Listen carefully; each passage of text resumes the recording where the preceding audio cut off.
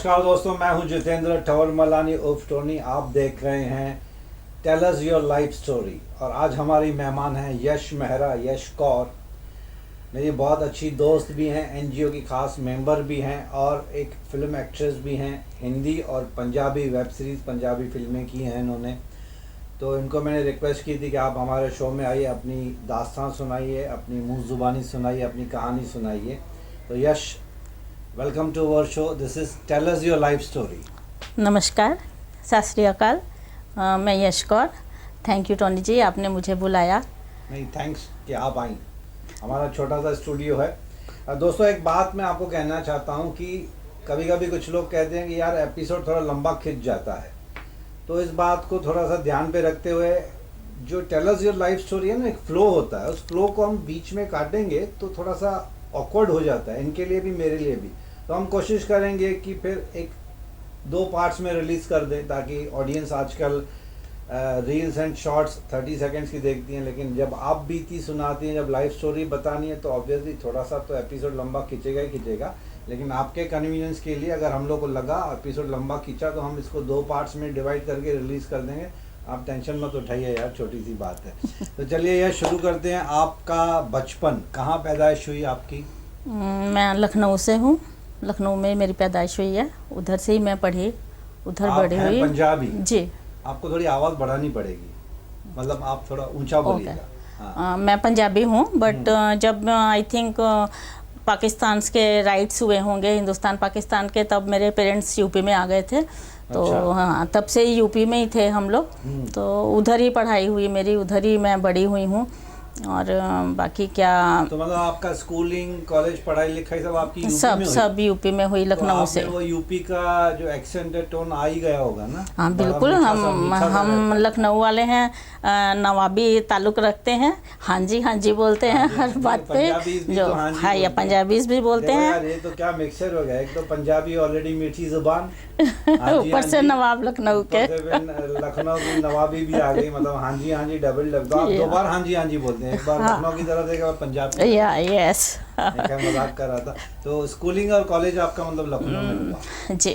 तो फिर वाशी, नवी मुंबई या मुंबई, कहाँ पे फिर? स्कूल के बारे में थोड़ा बताइए। बहुत लंबी स्टोरी है।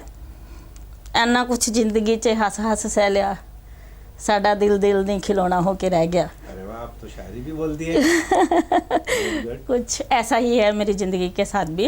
हाँ। स्कूल तो, कॉलेज तो खैर मैं गई नहीं, स्कूल ही पढ़ाई? स्कूल में ही पढ़ी। उस टाइम पे ज़्यादा एजुकेशन पे फोकस थोड़ा नहीं, कम होता ऐसा था। नहीं है। हम लोग 6 भाई बहन और मैं सबसे छोटी थी। अच्छा। तो मैं जब 7th में थी तो मेरी मदर की डेथ हो गई। तो मेरे भाई जो कानपुर में बिजनेस करते थे, तो कानपुर में फेमस, आपने सुना होगा, शेरे पंजाब होटल, अगर आप यूपी की से जानते हैं तो। शेरे पंजाब तो अभी खैर फ्रेंचाइजी है और चेन ऑफ होटल्स बहुत पूरे वर्ल्ड में आ गए हैं। जी। तो बहुत है शेरे पंजाब। हाँ, अब भी तो मेरे ब्रदर भी नहीं है, वो भी एक्सपायर हो गए हैं। तो इस वजह से लाइफ काफ़ी डिस्टर्ब रही। जब मेरी मम्मी एक्सपायर हुई हैं तो मैं 7th में पढ़ती थी। तो मेरे ब्रदर ने फिर हमको कानपुर शिफ्ट कर लिया। अच्छा। तो हम लोग उधर आ गए। तो अर्ली एज में सिस्टर्स की शादी हो गई, तो पढ़ाई तो बीच में ही रह गई। तो कुछ टीन एज में ही मेरी मैरिड लाइफ शुरू हो गई थी। अच्छा। आई एम 16 की एज में? यस। हाँ, वो 14, 15, 16, 17 नॉर्मली शादी हो जाती है। यस। तो 16 में शादी हो गई थी, तो मदर भी बन गई। तो चलता रहा सब कुछ, अप डाउन लाइफ में बहुत कुछ चला। फिर ज़िंदगी हमें बहुत कुछ देती है टोनी जी, कुछ अच्छा कुछ बुरा। तो कुछ ऐसी ट्रेजेडी होती हैं जो हम बिल्कुल टूट जाते हैं, कुछ भी नहीं रहता हमारे पास। तो ऐसा ही मेरे साथ हुआ था। कुछ 30 की एज में मेरे हस्बैंड एक्सपायर हो गए थे। अच्छा। 2 बच्चे थे मेरे पास, बहुत छोटे छोटे। तो ज़्यादा पढ़ी नहीं थी, तो भी किधर जाऊँ। तो फिर मैं शुरू से स्टेज आर्टिस्ट रही हूँ बचपन से। अच्छा। रविंद्रालय वगैरह करती थी बचपन में। तो उस टाइम में रामलीला हुआ करती थी। अच्छा। तो उसमें मैं और मेरी बड़ी सिस्टर हम लव कुश का करैक्टर किया करते थे। तो उस समय हमको बहुत गोल्ड मेडल और चांदी के मेडल सब मिला करते थे। तो पहले ये होता था कि आज तो माँ बाप बच्चों को लेके जाते हैं टीवी में। शादी के पहले की बात जी। तो अब ऐसा नहीं है। अब ऐसा माँ बाप बच्चों को लेके जाते हैं। मैं जिस फील्ड में हूँ आती हूँ ऑडिशन देने के लिए कि माँ बच्चों को लेके आती है, हमारे बच्चे को काम दो। तब उस टाइम ऐसा नहीं होता था। इस टाइम माँ बाप बोलते थे नहीं हमारे बच्चे ये नहीं करेंगे। तो जो उस समय हमको डांस वगैरह कराया करते थे वो मेरे फादर से रिक्वेस्ट करते थे कि तो ये आप जो रामलीला करती थी वो ऑब्वियसली स्कूल डेज में स्कूल डेज में कुछ 3rd 4th स्टैंडर्ड में। तो तब से आपको ये शौक जागा बहुत स्टेज बहुत का? हाँ हाँ तब से आपके मन में ख्याल आया ख्याल कि आया। आगे चल के एक्टर बनने की कोशिश की जा सकती है? नहीं उस समय वो उधर ही छोड़ दिया था। स्टेज शो किए, स्कूल में पार्ट्स करती थी, भांगड़ा वगैरह किया करती थी काफ़ी कुछ, और स्टेज पे नाटक भी किया करते थे हम लोग। तो फिर मदर एक्सपायर हुई तो सब कुछ ख़त्म हो गया, छोड़ दिया मैंने। तो फिर जब मेरे हस्बैंड एक्सपायर हुए तो उसके बाद फिर एक फ्रेंड मेरे को मिली, तो वो बोलती कि क्यों ना चल तू, तेरे को एक्टिंग का शौक है तो दूरदर्शन चलते हैं, लखनऊ दूरदर्शन। अच्छा, लखनऊ दूरदर्शन। हाँ मैं लखनऊ से हूँ, तो मैं लखनऊ दूरदर्शन उसके साथ गई, उसको शौक था। तो ऐसा ही बस गुड लक था मेरा कि मेरे को मेरे शहर के लोग वहाँ मिल गए। उन्होंने मेरे को काफ़ी सारा मौके दिए। उस समय चौपाल आया करता था, घर आंगन आया करता था, तो मैं इंटरव्यू लिया करती थी तब। अच्छा, आप इंटरव्यू लेते थे? जी आज इंटरव्यू दे रहे हैं। ये गुड लक है, टाइम है कहाँ से कहाँ आता है। तो आप आज इस मुकाम पे पहुंची है ना कि आपका इंटरव्यू लिया जा सकता है। एक ऊपर वाले achievement है ना वो भी। की, यस, ऊपर वाले की कृपा कह सकते हैं। तो चल रहा था उधर ऐसा हमारे ही। लिए कुछ अचीवमेंट नहीं है तो हम इंटरव्यू सिर्फ ले रहे हैं बेटा। ऐसा नहीं है ऐसा नहीं है। आप एक क्लास में से ऊपर हैं कि आप ले रहे हैं। मैडम को कॉफी पिलाना बाद में। तो बस ऐसा ही चल रहा था। तो मेरे 3 सिस्टर मैरिड थी बॉम्बे में, न्यू बॉम्बे में। तो बच्चे क्या हर वोकेशन में, आपकी मैरिड बॉम्बे में थी जी, तो हर वोकेशन में बच्चे आया करते थे। तो बच्चों को लगा कि नहीं हम तो बॉम्बे ही रहेंगे, हम जाएंगे नहीं अभी। तो ऑलरेडी मैं भी सिंगल मदर थी, तो फिर मेरे को लगा कि वाई नॉट मैं भी बॉम्बे ही चलती हूँ। तो मैं भी फिर बॉम्बे में आ गई। कुछ ये तो आप 2000 की बात। मुंबई में तब आई जब वो बॉम्बे कहलाता था। हाँ यस यस, अभी नवी नहीं मुंबई मुंबई ही था। मैं नवी मुंबई ही आई थी। ये तो 2000 की बात है, 2006 की बात है। तो Shaila ask you very personal question, आपके हस्बैंड की डेथ होने के बाद बच्चों को, उस वक्त बच्चों की एज क्या थी जब आपके हस्बैंड की डेथ हुई थी? 11 ईयर का मेरा बेटा था और 6 ईयर की बेटी थी मेरी। तो काफी छोटे हुए ना? बहुत बच्चे छोटे तो। थे। और मैं मतलब उस समय क्या था, बिल्कुल इनोसेंट थी, कुछ किसी से बात करना नहीं आता था, कुछ नहीं। जॉब के लिए तो मैं सोच ही नहीं सकती कि मैं करूँगी कुछ भी एकदम, मतलब कैसी लाइफ हो सकती है आप सोच सकते हैं। टफ, बहुत वेरी टफ। तो बट ऊपर वाला मेंटली बहुत हर तरह से। तो बस जैसे कैसे कटा थोड़ा टाइम, फिर बॉम्बे शिफ्ट हो गई। तो सिस्टर थे इधर 2-3, बच्चों ने भी थोड़े बड़े हो गए थे 5 साल में। बेटा बोलता नहीं पढ़ूंगा, वो भी जॉब करने लगा। बेटी पढ़ रही थी। तो धीरे धीरे सब चल रहा था। वापस मैंने भी सोचा कि मैं भी अपने को बिजी करती हूँ किधर। तो फिर वो 1 डे 2 डे से मैंने स्टार्ट किया था। फर्स्ट सीरियल मैंने स्टार प्लस के लिए बहन ने किया था। तो फिर उसके बाद धीरे धीरे पवित्र रिश्ता, फिर एकता जी के मैंने बहुत सारे सीरियल किए। अच्छा। लास्ट सीरियल मैंने जोधा अकबर किया, सावधान, इंडिया, क्राइम पेट्रोल। जब आपने नवी मुंबई में शिफ्ट जी किया तब जी आपने फिर से सीरियल्स शुरू फिर से शुरू किया जी। तो ऐसे करते करते अभी काफ़ी टाइम हो गया है। फिर धीरे से मेरे को पंजाब की लाइन मिल गई। अभी पंजाब में भी वेब सीरीज़ वगैरह करके आई हूँ। एक एल्बम सॉन्ग किया। फिर बीच में लॉकडाउन आ गया तो मेरा गुड लक कि मैं आपसे मिली। हाँ। मेरी एक फ्रेंड है, उसने आपसे मिलवाया। हम लोग ने एक मीटिंग किया, आपके एनजीओ से जुड़ गई मैं। तो ऊपर वाले की दया से आज आपके सामने बैठी हूँ। पहले आप एनजीओ से जुड़े, फिर आज हमारे न्यूज़ टीवी चैनल से जुड़ गए हैं जी। She is a very good human being. सामने बैठी हैं, इसके लिए तारीफ नहीं कर रहा हूँ। तो चलिए, आपका सफ़र जो है, आपने जब फिल्म इंडस्ट्री रीस्टार्ट की तो आपको कैसे लगा? फिल्म इंडस्ट्री का जो बिहेवियर था, आपको एक्सेप्ट किया गया? एक तो एज थोड़ी सी हो गई तो आदमी लीड रोल में फिट नहीं होता, तो कैरेक्टर आर्टिस्ट में चला जाता है। माँ का, बड़ी बहन का, डॉक्टर का, वकील का। यस। फर्स्ट सीरियल मैंने आपको बताया, मैंने बहने किया, उसमें छोटा सा ही कैरेक्टर था। फिर एक लॉन्ग कैरेक्टर मैंने किया ना नस्तिश लाडो, कलर्स चैनल पे आता था। अच्छा। उसमें मैंने लॉन्ग कैरेक्टर किया। ओके। तो उसके बाद फिर बस चलता रहा। फिर थोड़ा सा इंटरेस्ट मूवियों में हो गया। भोजपुरी मूवी की पहली मूवी मैंने अमिताभ बच्चन जी, जया बच्चन जी के साथ की, गुलशन ग्रोवर जी के साथ। कौन सी? गंगा देवी। अच्छा, वो भोजपुरी। भोजपुरी मूवी जी, थी। मेरे जी। ख्याल से उनके मेकअप मैन ने जी produce की जी थी, जी, Deepak Sawant. I am a great fan of mister Bachchan. तो उनकी छोटी छोटी बातें मैं बहुत ध्यान पे रखता था। तो मुझे पता चला कि उनके permanent makeup man I Yeah. Think mister Deepak Deepak ji, उन्होंने प्रोड्यूस की थी। तो obviously Bachchan has to work in that. Yes. और जया, उस समय ऐश्वर्या राय जी प्रेग्नेंट थी, अच्छा। तो जया आ नहीं पाती थी। जया जी के सारे ही जितने कैरेक्टर थे सब उनका डुप्लीकेट मैंने किया। अच्छा, अपना जया लीड करने के अलावा। हाँ, हाँ। ये तो बड़ी बात है। जया बच्चन का डुप्लीकेट। जी, डबल मतलब वो कैरेक्टर। जो बैक में ओवर द शोल्डर शॉट, या वो यस, आपने किए थे? सब over the मैंने shoulder किए, shots? सब मैंने किए। Okay. वो गांव का दिखाया था तो ऐसे गांव वाली। मतलब आपने अमिताभ के साथ इंटरेक्ट किया? यस, बहुत अच्छा, सारे सीन तो किए बड़ी साथ बात है में फिर। जी। वो उस समय अपना भोजपुरी के फेमस हीरो हैं निरहुआ। हाँ, निरहुआ। वो मेन लीड superstar है वहाँ थे के। जी जी। और उसके बाद केसारी लाल जी के साथ भी की तो मूवी। अमिताभ बच्चन के साथ आपके कितने शॉट्स थे? कुछ As a- ज़्यादा नहीं, वो ज़्यादा नहीं आते थे क्योंकि ऐश्वर्या जी उस समय प्रेग्नेंट थी। हाँ।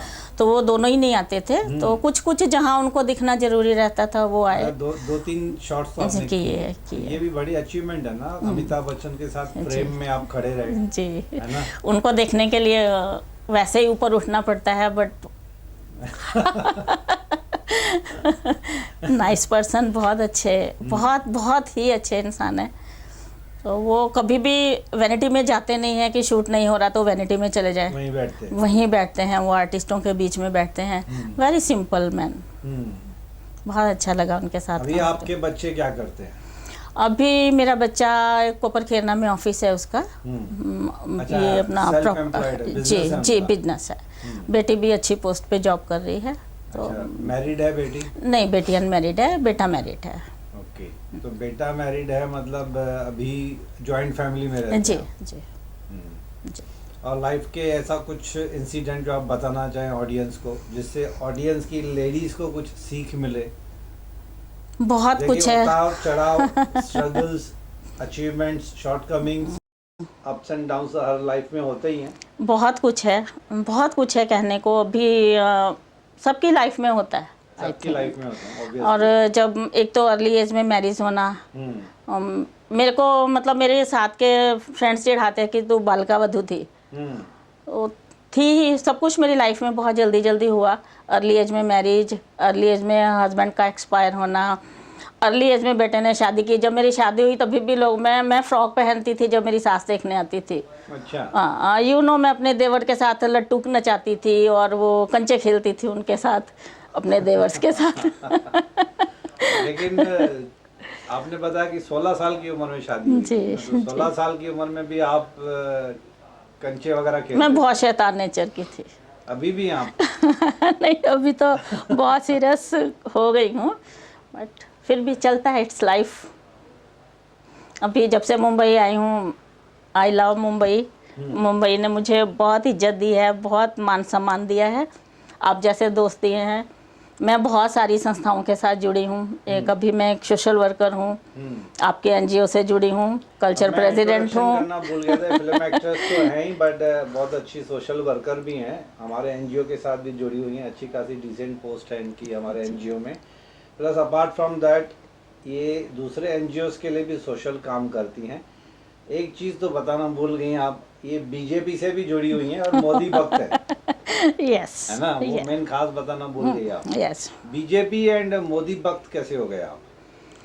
मैं बीजेपी में जुड़ी बात से हूँ, लेकिन मैं पहले से पसंद करती हूँ बीजेपी को। ओके। सच्चाई का और अच्छाई का साथ आई थिंक देना सबको चाहिए। जो हमारे लिए अच्छा है वो अच्छा होता है, भले वो कोई भी हो। जरूरी नहीं कि मोदी जी हों, कोई भी हो, बस सच के साथ चलना मेरी हॉबी है। मैं ना किसी के साथ गलत करती हूँ और ना अपने साथ गलत होते देख सकती हूँ। आपने कहा कि आपके लाइफ में स्ट्रगल बहुत था, डाउन्स ज़्यादा थे, अप्स कम थे। अभी आर यू कंटेंट अभी आप खुश हैं? टचवुड अभी आपको लगता है कि इस मकाम पे पहुंची आपकी, you can do what ever you feel like doing, कि अभी आप अपने मन का कुछ कर सकती हैं? बच्चे बड़े हो गए, शादी हो बिल्कुल, गई, बिल्कुल। आई थिंक आपके शायद पोती भी है जी ना? मैं जी मिला हूँ पोती जी से आपकी। जी। तो अभी आपकी एज खैर इतनी लगती नहीं है, ग्रैंड मदर वाली बट age मैं आपकी आई एम है। 50+। आप 50+ हैं, जल्दी या। शादी हो जाती है खैर। जी। तो अभी आपको क्या लगता है कि नाउ योर कंटेंट, अभी मन में खुशी, सेटिस्फेक्शन है, जो चाहा वो पाया? पाया भी है थोड़ा और वक्त लगा, ठीक है। वक्त लगा। कभी कभी ऐसा होता है ना टोनी जी कि जब हम अपनी ज़िंदगी के बहुत अच्छे मकाम पा रहे होते हैं, या बहुत कुछ अच्छा पा लेते हैं, कहते हैं कि पास्ट कभी कभी किसी का पीछा नहीं छोड़ता है ना, वो तो नहीं छोड़ेगा। नहीं छोड़ता है, तो वो घूम घूम के लाइफ में आ जाता है बार बार। तो ऊपर जाती हुई चीज़ें भी नीचे आ जाती। एक बात सबको बोलना चाहूँगी कि कभी भी किसी के प्रेशर में आके या किसी रिलेशन को मेंटेन करने के लिए अपने करियर को कभी भी कुर्बान नहीं करना चाहिए,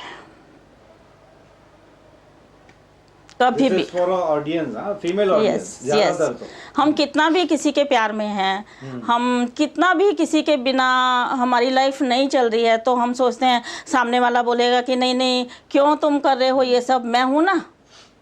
राइट। अपना कैरियर, अपना पैशन बिल्कुल कभी नहीं छोड़ना चाहिए। Never never. प्यार, शादी अपनी जगह पे है, am I right? Yes of course. अपना अस्तित्व, अपनी आइडेंटिटी, एक अपनी पहचान होनी चाहिए। बिल्कुल। फाइनेंशियली आपको जरूरत है या नहीं है, that is a secondary thing. Yes. अपना अस्तित्व, अपनी पहचान होना बहुत जरूरी है। यश यही करना चाहती हैं, इस बात से मैं 100% एग्री करता हूँ। बिल्कुल। तो यश, आपको फिर रीमैरिज का ख्याल नहीं आया? नहीं आया, आया, मैंने किया भी, क्योंकि सेकंड मैरिज की आपने? हाँ मैंने किया। एक रिलेशन ख़त्म होने के बाद फिर भी मेरी बेटी छोटी थी, 13 साल की। तो एक समाज में अकेली माँ बेटी थोड़ा डिफिकल्ट होता। मैं बाहर नहीं निकल सकती थी कि मेरी बेटी घर पे अकेली है। तो एज भी इतनी नहीं थी, कुछ 35 की थी। तो मेरी सिस्टर्स ने बोला कि नहीं रीमैरिज करो। मैंने रीमैरिज की, बट ठीक है, अच्छा है, चल रहा है अभी। ये आपके हस्बैंड की डेथ हुई थी और उसके बाद फिर जो आपने सेकंड मैरिज की, उसके बीच में गैप कितनी थी? 8 साल का। 8 साल का। वो 8 साल तो वेरी डिफिकल्ट होगा आपके लिए, फाइनेंशियली भी और मेंटली, हर तरह। तभी तो मेरे को फिर मैरिज करनी पड़ी ना, इसीलिए की मैरिज। तो वो मैरिज है, हाँ मेरे हस्बैंड हैं साथ में, हम हैप्पी लाइफ है मेरी। बट वही ना, मैंने आपको बोला कि कुछ जख्म ऐसे होते हैं जो कभी नहीं भरते नहीं है कभी। यस। वो जख्म अभी भी हैं। यस। लेकिन आपका शायद विल पावर स्ट्रांग है। जितनी मेरी स्टडी है आपके बारे में, आपका विल पावर स्ट्रांग है, तो आपने शायद उन जख्मों को भले खुला छोड़ दिया है, हवा लगती रहती है, हवा दी है, लेकिन मेंटली आपने खुद को संभाल लिया है। This is my study about you. Yes, संभालना पड़ता है। आपको जब कभी भी मुलाकात होती है एनजीओ फंक्शन में या कहीं और भी, तो मैंने आपको हंसते हुए देखा है। आप बीच में गाना भी गाती हैं, वो बीच में कुछ खाने पीने, खाओ पियो ऐश करो मित्रों। थोड़ा ऑडियंस को बताइए। एक गाना बहुत अच्छा गाते हैं, दैट इज मॉरल अपग्रेड करता है, वो आपका कॉन्फिडेंस बूस्ट करता है। वो जिंदगी का सच है। वो पंजाबी गाना है, खाओ पियो ऐश करो मित्रों, दिल ते किसे दा दुखायो ना, प्यार पाके जे नभाना नहीं, प्यार ते किसे नाल पायो ना। तो ये बिल्कुल बात सही है कि खाओ पियो, जिंदगी में ऐश करो, लेकिन किसी के दिल का दर्द मत बनो। हमारी वजह से कोई रो रहा है या हमारी वजह से कोई अपनी खुशियाँ हंसी खो चुका है, वो मत करिए, टाइम पास मत करिए, टाइम पास मत कीजिए लाइफ में। Before we wind up this session, what message would you like to give to the females? Females को, आजकल की लड़कियों को देख के अच्छा लगता है, बोल्ड हैं, अपने फ्यूचर को लेकर सिक्योर हैं। मेरी बेटी भी है। मेरी बेटी हमेशा से, शायद वो मेरी माँ रही है। अच्छा। हाँ, उसने में एक बेटी क्या होती है, एक टाइम आने पे बेटी माँ बन जाती है, और माँ जो है बेटा बाप बन जाता है। यस। बेटा क्या, कुछ फीमेल होने की वजह से उसका लाइफ अलग रहता है। वो जितना शायद बाप के क्लोज रहता है, उतनी बेटी माँ के क्लोज रहती है। और जितना भी मेरा टेंशन हमेशा से रहता है, मेरी बेटी बहुत हल्के से उसको ख़त्म कर देती है। और आज वो जिस मुकाम पे है, मुझे प्राउड है कि बेटियों को वैसा ही होना चाहिए। एक चोट या एक जख्म हम जिंदगी भर उसको पाल नहीं सकते हैं। राइट। उसको हम, निशान तो कभी नहीं जाता, निशान तो रहता है कि यहाँ चोट लगी थी हमको। जब भी देखते हैं हम उसको याद करते हैं उस निशान को, वो निशान कभी नहीं जाता। बट आजकल की बेटियाँ जो हैं वो बहुत प्राउड करने लायक हैं। मैं सैल्यूट करती हूँ हर लड़की को कि अपने फ्यूचर को लेके सिक्योर हैं। थोड़ा सा गुमराह हो जाती हैं, बट प्यार है, दिल है तो होता है ऐसा। So friends, this was Yash talking directly from the bottom of her heart. एक अच्छा खासा मैसेज भी दिया इन्होंने फीमेल सेक्शन को। इनकी खुद की आप बीती भी इन्होंने सुनाई। काफ़ी विल पावर अच्छा है इनका। तो ये जो स्ट्रगल्स इन्होंने गो थ्रू किए थे, काफ़ी लेडीज़ हैं जो टूट जाती हैं अनफॉर्चुनेटली, लेकिन ये टूटी नहीं, बिखरी नहीं। इन्होंने अपनी ज़िंदगी को संभाल के रखा, बच्चों को बड़ा किया। हालांकि एक दूसरे मर्द की एंट्री इनकी लाइफ में हुई थी, लेकिन बीच में जो 8 साल का गैप था, that was very killing actually. We can understand. हालांकि हम जेंट्स हैं, लेकिन लेडीज़ के ऊपर क्या गुजरती है ये सिर्फ लेडीज़ ही जान सकती हैं, और वही इंसान जान सकता है जिसके ऊपर गुजर रही है। बाकी के लोग तो आउटसाइडर्स है एक्चुअली। भाई बहन, हस्बैंड, माँ बाप, ये एक्चुअली में आउटसाइडर्स होते हैं। जिसके ऊपर गुजरती है वही जानता है। तो खैर, ये आपका विल पावर था कि आपने खुद को संभाल के रखा। And thanks for being with us, thanks for sharing your personal life. Thank you. And we are happy कि ऐसे लोग हमारे शो में आते रहें, अपनी लाइफ स्टोरी हमारे साथ शेयर करते रहें, ऑडियंस के साथ शेयर करते रहें। Hope we will meet with you very soon on some other subject. Thanks for visiting our studio and thanks for being with us. Thank you.